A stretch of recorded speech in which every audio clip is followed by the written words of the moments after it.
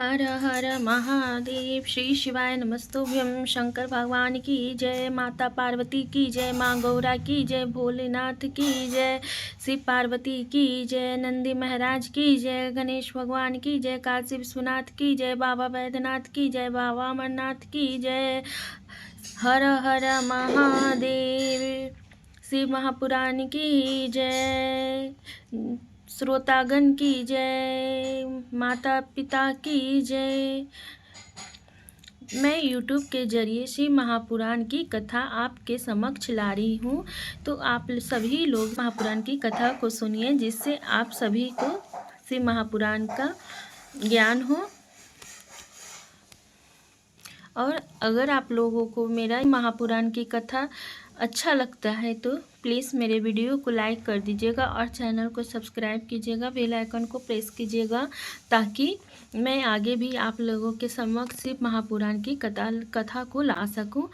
तो चलिए वीडियो को शुरू करते हैं। आज के वीडियो में जानेंगे तमेव माता च पिता तमेव बन्धुश्च सखा तमेव विद्या द्रविणं तमेव सर्वं मम देव देव।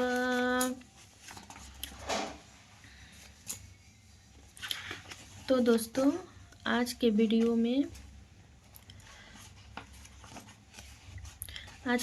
में जानेंगे कि शिव पुराण का परिचय। सूत जी कहते हैं, साधु महात्माओं, आपने बहुत अच्छी बात पूछी है। आपका यह प्रश्न तीनों लोगों का हित करने वाला है। मैं गुरुदेव व्यास का स्मरण करके आप लोगों के स्नेहवश इस विषय का वर्णन करूंगा। आप आदर पूर्वक सुने। सबसे उत्तम जो शिव पुराण है वह वेदांत का सार सर्व है तथा वक्ता और श्रोता का समस्त पाप राशियों से उद्धार करने वाला है। इतना ही नहीं, वह परलोक में परमार्थ वस्तु को देने वाला है। कली की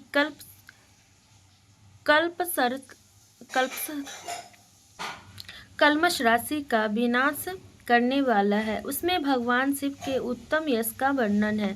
ब्राह्मणों, धर्म, अर्थ, काम और मोक्ष, इन चारों पुरुषार्थों को देने वाला वह पुराण सदा ही अपने प्रभाव की दृष्टि से वृद्धि या विस्तार को प्राप्त हो रहा है।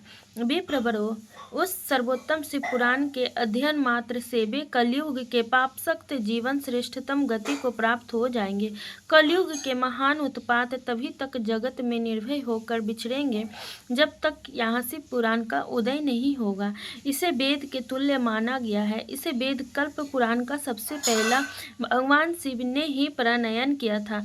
विदेश्वर संहिता, रुद्र संहिता, विनायक संहिता, उमा संहिता, मातृ संहिता, एकादश रुद्र संहिता, कैलाश संहिता, शतरुद्र संहिता, कोटि रुद्र संहिता, सहस्त्र कोटि रुद्र संहिता, वायवीय संहिता तथा धर्म संहिता, इस प्रकार इस पुराण के 12 भेद या खंड हैं। ये 12 संहिताएं अन्य पुण्यमयी मानी गई हैं। ब्राह्मणों, अब मैं उनके श्लोकों की संख्या बता रहा हूँ, आप लोग बस अब आदर पूर्वक सुने। विदेश्वर संहिता में 10,000 श्लोक हैं। रुद्र संहिता, विनायक संहिता, उमा संहिता और मातृ संहिता, इनमें से प्रत्येक में 8-8 हजार श्लोक हैं।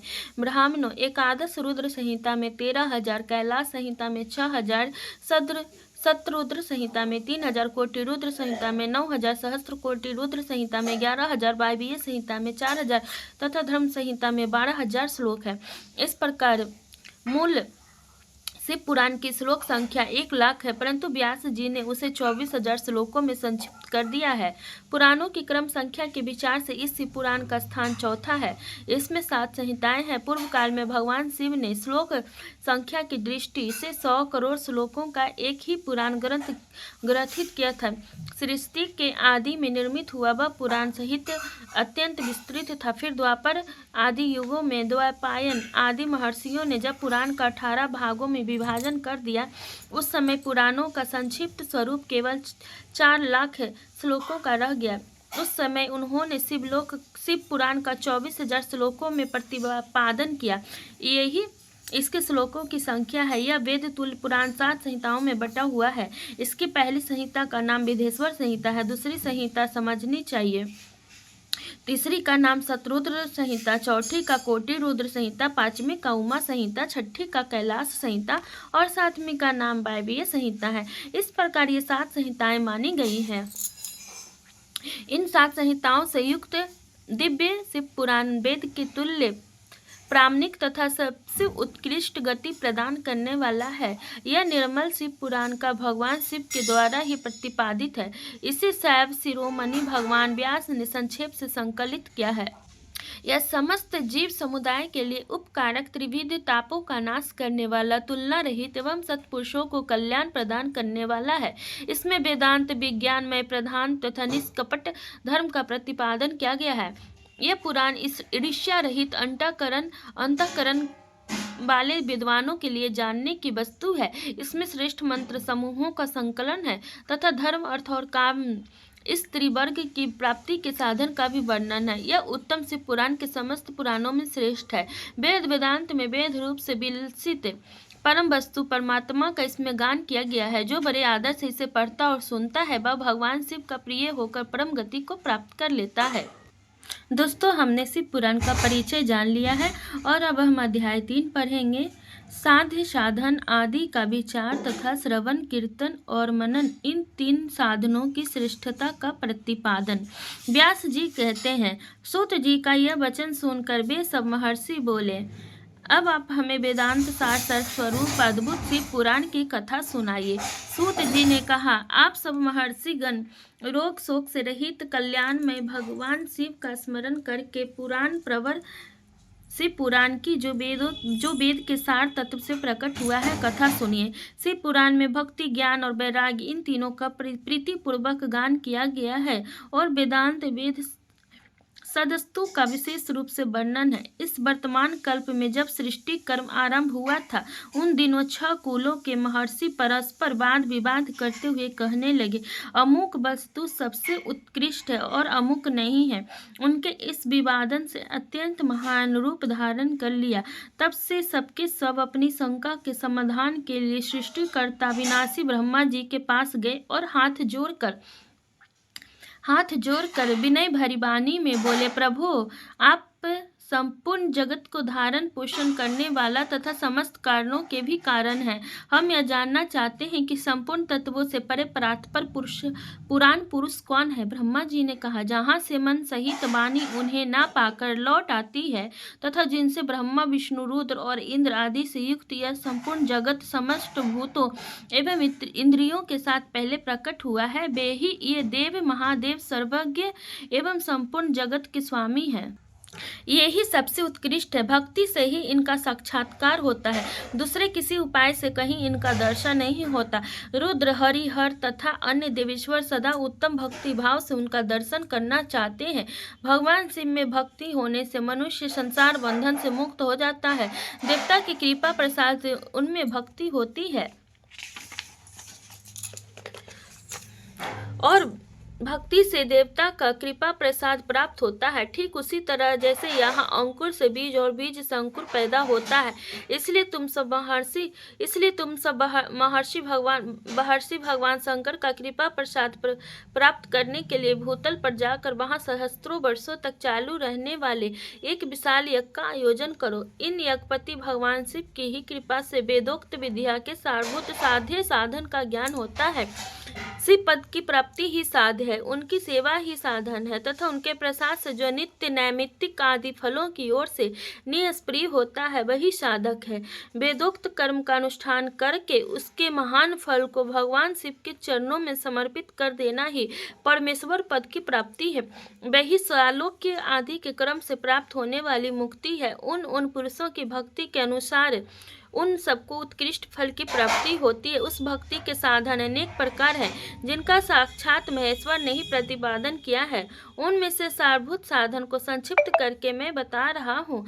कान से भगवान के नाम, गुण और लीलाओं का श्रवण, वाणी द्वारा उनका कीर्तन तथा मन के द्वारा उनका मनन, इन तीनों को महान साधन कहा गया है। तात्पर्य यह है कि महेश्वर का श्रवण, कीर्तन और मनन करना चाहिए। यह श्रुति का वाक्य हम सबके लिए प्रमाणभूत है। इसी साधन से संपूर्ण मनोरथों की सिद्धि में लगे हुए आप लोग परम साधि को प्राप्त हो। लोग प्रत्यक्ष वस्तु को आंख से देखकर उसमें प्रवृत्त होते हैं, परंतु जिस वस्तु का कहीं भी प्रत्यक्ष दर्शन नहीं होता उसे श्रवणेन्द्रिय द्वारा जान सुनकर मनुष्य उसकी प्राप्ति के लिए चेष्टा करता है। अतः पहला साधन श्रवण ही है। उसके द्वारा गुरु के मुख से तत्व को सुनकर श्रेष्ठ बुद्धि वाला विद्वान पुरुष अन्य साधन कीर्तन एवं मनन की सिद्धि करे। क्रमशः मनन पर्यंत इस साधन की अच्छी तरह साधना कर लेने पर उसके द्वारा सालों के आदि के क्रम से धीरे धीरे भगवान शिव का संयोग प्राप्त होता है। पहले सारे अंगों के रोग नष्ट हो जाते हैं, फिर सब प्रकार का लौकिक आनंद भी विलीन हो जाता है। भगवान शंकर की पूजा, उनके नामों के जप तथा उनके गुण रूप विलास और नामों का युक्ति प्रायश्चित के द्वारा जो निरंतर परिशोधन या चिंतन होता है उसी को मनन कहा गया है। वह महेश्वर की कृपा दृष्टि से उपलब्ध होता है। इसे समस्त श्रेष्ठ साधनों में प्रधान या प्रमुख कहा गया है। सूत जी कहते हैं, मुनीश्वरों, इस साधन का महात्म्य बताने के प्रसंग में आप लोगों के लिए एक प्राचीन वृतांत का वर्णन करूंगा, उसे ध्यान देकर आप सुने। पहले की बात है, पराशर मुनि के पुत्र मेरे गुरु व्यास देव जी सरस्वती नदी के सुंदर तट पर तपस्या कर रहे थे। एक दिन सूर्य तुल्य तेजस्वी विमान से यात्रा करते हुए भगवान सनत कुमार अकस्मात वहां जा पहुंचे।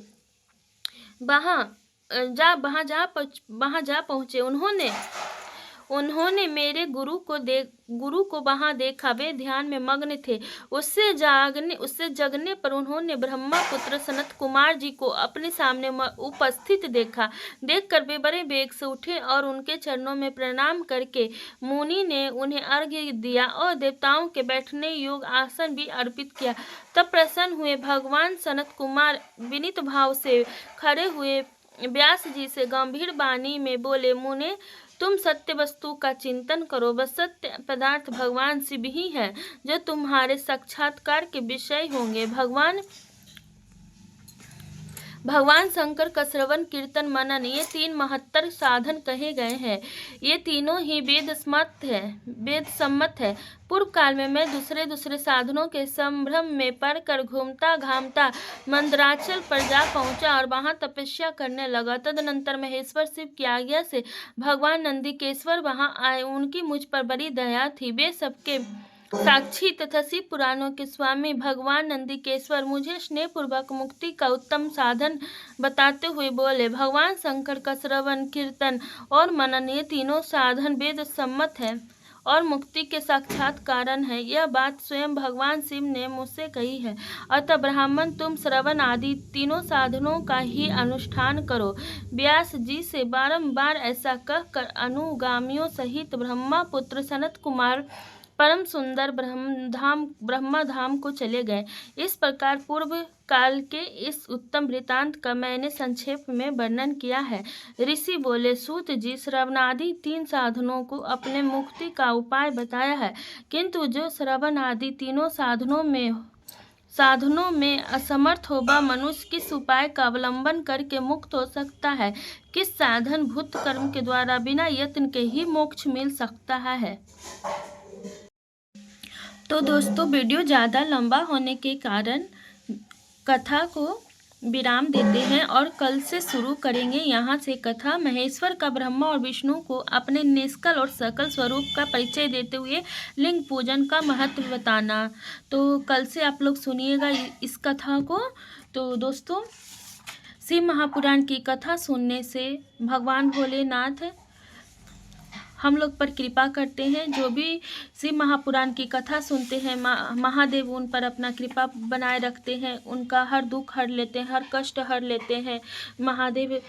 देवों के देव महादेव उन पर अपना कृपा बनाए रखते हैं और शरीर से उसे सुख प्रदान करते हैं, धन वैभव सब चीज़ से उसे सुख प्रदान करते हैं। शिव महापुराण की कथा आप लोग सच्चे मन से और हृदय से सुनिएगा, ताकि भोलेनाथ आप लोग पर अपना कृपा बनाए रखें और आपको धन वैभव प्रदान करें और शारीरिक सुख दे। तो आप लोग मेरे वीडियो को लाइक कर दीजिएगा ताकि मुझे पता चल सके कि आप लोगों को मेरा ये वीडियो पसंद आया। जब तक आप लोग लाइक नहीं करोगे तब तक मुझे कैसे पता चलेगा कि आप लोगों को मेरा ये वीडियो पसंद आया है। तो मेरे प्यारे एवं प्यारी बहनों, आप लोग कृपा करके मेरे इस वीडियो को ज़रूर से लाइक कीजिएगा और देवादिदेव महादेव माँ गौरा आप पर अपना कृपा दृष्टि हमेशा बनाए रखे।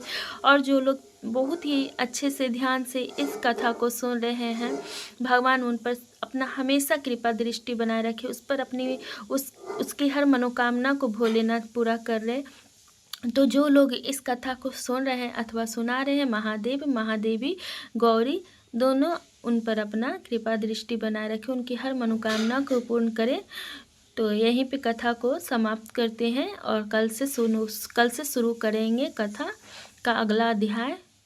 हर हर महादेव। श्री शिवाय नमस्तुभ्यम।